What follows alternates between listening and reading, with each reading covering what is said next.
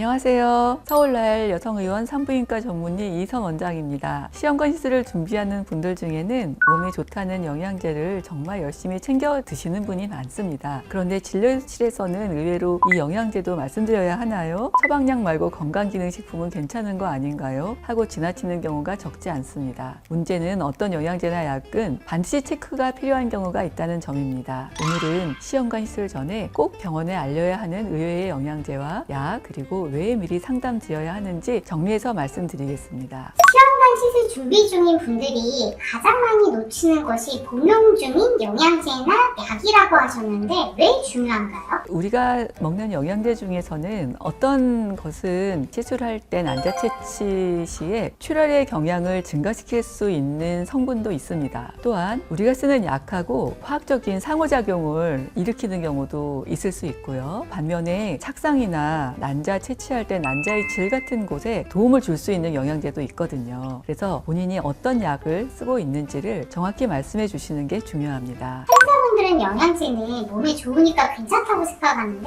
시험관 과정에서는 왜 오히려 조심해야 하는 경우가 있나요? 조심해야 되는 영양제들은 어떤 것이 있냐면 우리가 난자 채취를 할 때 피가 더 많이 나게 할 위험이 있는 영양제들, 둘째는 우리가 쓰는 약하고 어떤 상호작용을 할 수 있는 것들이 조심해야 되는 종류라고 할 수가 있습니다. 출혈 경향을 일으킬 수 있는 영양제는 고용량의 오메가3나 그리고 혈액순환을 도와주는 여러 가지 영양제들, 고용량의 비타민 E 같은 것이 있습니다. 우리가 쓰고 있는 약과 상호작용을 일으킬 우려가 있는 것들은 한약이라든지 여성 호르몬이 많이 들어있을 확률이 있는 건강기능식품들이 될 수가 있고 DHEA 같은 남성 호르몬 계통의 약들도 상호작용을 일으킬 수 있어 시험관 시에는 중단하는 것이 좋습니다. 병원에 반드시 미리 알려야 하는 약에는 어떤 것들이 있나요? 예를 들면 처방약, 진통제, 한약, 다이어트약, 탈모약도 포함인가요? 시험관 시술이나 난임 치료를 하실 때에는 복용하고 있는 모든 약을 다 말씀해 주시는 것이 좋습니다. 특히나 중요한 것은 만성질환 치료제라든지 신경정신과 약물, 탈모약, 그리고 혈액순환에 관련되는 약들, 이런 것은 아주 중요한 것이라고 할 수가 있습니다. 난자 채취 전에는 더 주의해야 하는 영양제나 약이 있을까요? 난자 채취 전에는 출혈을 일으킬 수 있는 약들이 굉장히 중요한데요. 아스피린이나 헤파린, 와파린, 혈전을 용해하는 약들은 출혈을 일으킬 수 있기 때문에 굉장히 중요하고 이 약들은 채취를 하기 전 일주일이나 열흘 전에 중단을 하셔야 합니다. 그리고 그 외에도 우리가 쉽게 먹을 수 있는 진통소염제들이 있는데요. 진통소염제는 난자에 배란되는 시기를 바꿀 수 있기 때문에 복용하실 때도 꼭 얘기를 해주시는 것이 좋습니다. 이런 약들은 배란을 늦추는 경향이 있어서 시술할 때 조기 배란을 억제하기 위해서 쓰는 경우도 있는데요. 언제 복용하시고 언제 채취를 하시겠다 스케줄을 짜서 복용을 하게 돼 있어요. 그런데 그런 것이 없이 무작위로 복용을 하시는 경우에는 시술을 방해할 수도 있습니다. 흔히 복용하는 오메가3, 비타민 E, 혈액순환 관련 성분들은 시술 일정에 따라 조절이 필요할 수 있나요? 가장 강력하게 출혈을 유발할 수 있는 성분은 아스피린이나 헤파린, 와파린 같은 혈액 응고에 관련된 약들입니다. 이런 약들은 채취하기 일주일이나 열흘 전에 중단하는 것이 필요합니다. 그 외에도 오메가3나 비타민 E도 고용량으로 복용했을 때는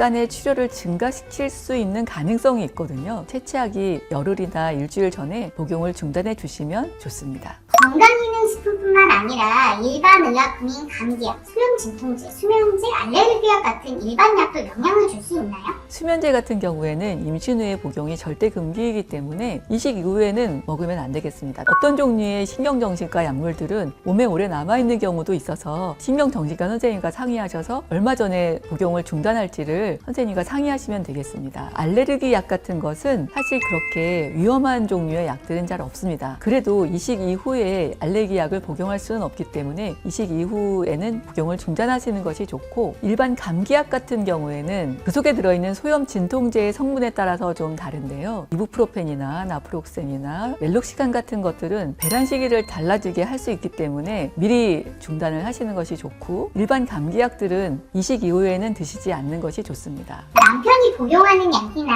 영양제도 시험관 성분에 영향을 줄 수 있을까요? 남편분의 경우에는 이런 약들이 영향을 줄 수가 있습니다. 첫 번째가 탈모약 계통이고요. 되도록이면은 탈모약을 시험관 할 때 중단하는 것을 권유드리고 있습니다. 두 번째 꼭 중단하셔야 되는 중요한 약이 있는데 남성 호르몬 제제입니다. 비뇨기과에서 남편분을 호르몬 검사를 해서 남성 호르몬이 떨어져 있는 경우에 가끔 남성 호르몬을 투여하는 경우가 있습니다. 하지만 이렇게 되면 정자수나 정자운동성에 심한 영향을 줄 수 있기 때문에 시험관 전에 남성 호르몬 제제는 꼭 중단을 하셔야 되고, 혹시 복용을 하셨다면 복용 용량과 복용 기간을 꼭 얘기를 해주시는 것이 좋습니다. 세 번째가 스테로이드 제제들인데요. 스테로이드를 고용량으로 장기 복용한 경우에는 정자 영향을 줄 수 있기 때문에 이건 역시 용량과 그리고 복용 기간을 꼭 말씀해 주시는 게 좋습니다.